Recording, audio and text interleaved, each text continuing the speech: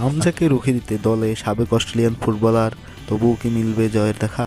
বাংলাদেশের আক্রমণে নতুন নাম হামজা, আর তাকে থামাতে এবার ভারত দলে যুক্ত হয়েছে সাবেক অস্ট্রেলিয়ান ফুটবলার, তবুও কি মিলবে জয়ের দেখা ভারতের?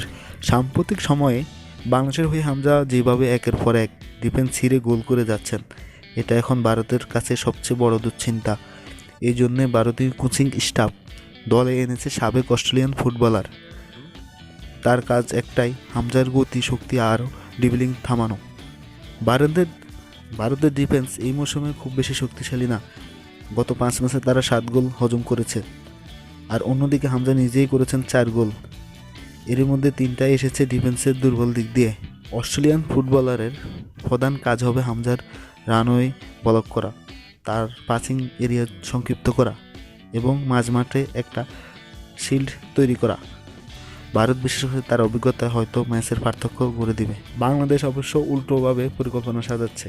হামজাকে ঘিরে গড়ে উঠেছে অ্যাটাকিং কাউন্টার অ্যাটাক, যেখানে ভারত যদি সামান্য পরিমাণ ভুল করে গোল হওয়ার সম্ভাবনাই খুব বেশি। তাহলে কি অস্ট্রেলিয়ান অভিজ্ঞতা ভারতের সম্পৃক্তি ফিরিয়ে আনতে পারবে, নাকি আগের মতোই হামজার তাণ্ডব থামানো হবে কঠিন? যাবে উত্তর মিলবে মাঠে। 90 মিনিটের লড়াই, সব কিছু হবে। ম্যাচ নিয়ে আপনার ভবিষ্যৎবাণী কমেন্টে জানাতে ভুলবেন না।